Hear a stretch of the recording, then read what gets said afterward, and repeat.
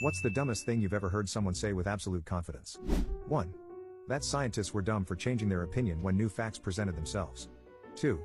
Neighbor said, too bad your solar panels will be making less electricity now that daylight savings time has ended. 3. When I was in high school, the science teacher taught the class that a kilometer was longer than a mile. Figured it was just a mistake, so I said I think she accidentally said that backwards. She doubled down and said she went to college, so she's smarter than me. Showed her the Google result and she said she knows more than Google because she went to college.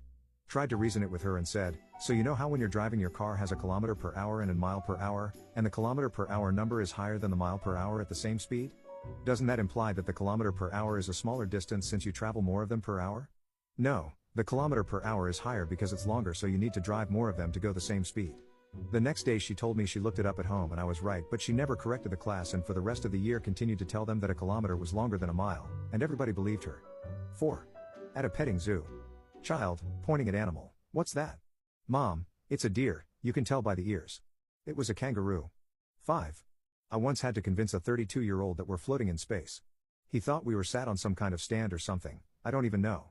6. That I had to write a different birth date on my account application because there is no February 29th.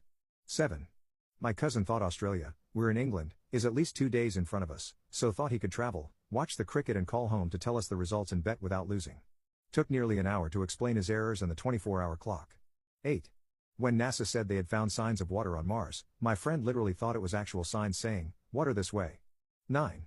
One of the reasons I left teaching is because I was working with a student after school for an extra math session.